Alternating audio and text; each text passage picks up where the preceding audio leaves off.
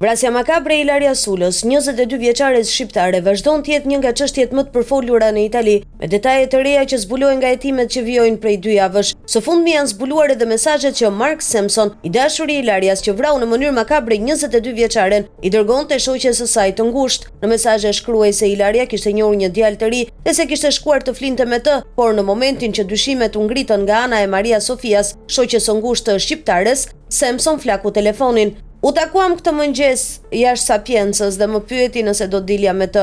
Do fle në shtëpinë e tij sot, shkruaj në mesazhe. Për ta bërë mashtrimin më të besueshëm në orën 19:42, Sampson dërgon foto gjysmë e zhveshur duke ngjallur kuriozitetin e shoqes. O zot, atëherë e bët?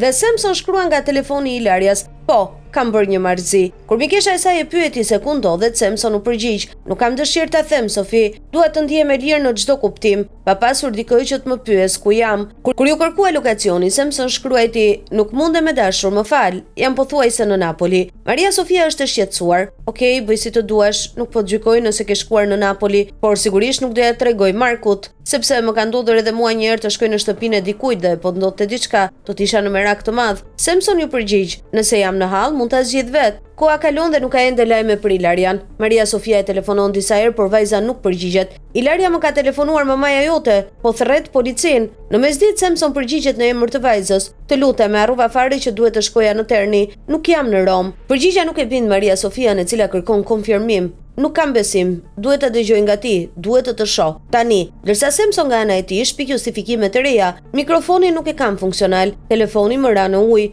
Autori më pas ndalon së përgjigjuri në emër të Ilarias Sulës në mesazhe dhe më 31 mars, kur lajmi i zhdukjes bëhet publik, ai hyn në profilin e saj në Facebook dhe poston: Faleminderit të gjithëve, jam mirë. Kjo ishte tentativa e fundit për të mashtruar hetimet para se gjendej trupi dhe të vinte e vërteta që erdhi në natën mes 1 dhe 2 prillit.